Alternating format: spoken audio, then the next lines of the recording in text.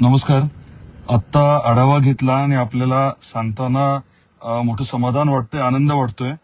आपल्या महायुती सरकारने अतिवृष्टी झाल्यानंतर या अभूतपूर्व परिस्थितीमध्ये, झालेल्या अभूतपूर्व नुकसानाच्या परिस्थितीमध्ये आपल्याला अभूतपूर्व मदत करण्याचा शब्द दिला होता, ऐतिहासिक अशी मदत करण्याचा.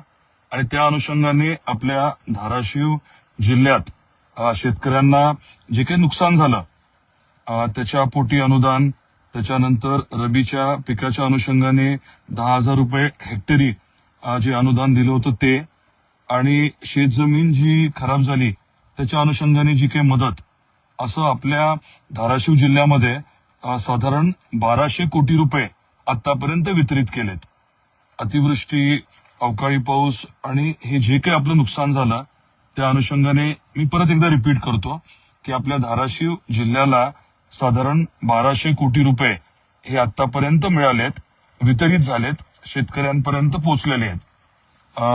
आपल्या महायुती सरकारचे आदरणीय देवेंद्रजी फडणवीस साहेबांचे, आपले दोन्ही उपमुख्यमंत्री एकनाथरावजी शिंदे साहेब आणि अजितदादा पवार साहेब यांचे सर्व धाराशिवकरांच्या वतीने मी मनापासून आभार व्यक्त करतो. आणि आता आपली पीक विम्याशी संबंधित प्रक्रिया देखील चालू आहे आणि पीक कापणी प्रयोगाच्या अनुषंगाने विमा कंपनीने काही आक्षेप घेतले होते. ते आक्षेप जे आहेत त्याच्यावरती सुनावणी आणि योग्य ती कारवाई देखील चालू आहे. पण आनंदाची बाब ही आहे आणि समाधानाची बाब ही आहे की आपल्या महायुती सरकारने दिलेला शब्द जो आहे तो पूर्ण पाळलेला आहे आणि एवढ्या मोठ्या प्रमाणामध्ये निधी आपल्याला उपलब्ध करून दिला आहे या अडचणीच्या काळामध्ये.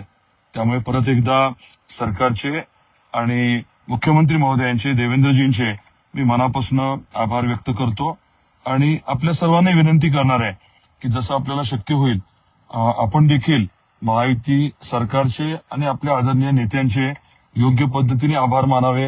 अगदी आपण देवेंद्रजींना मेसेज केला, एखादं पत्र पाठवलं तरी मोठी ऊर्जा मिळते.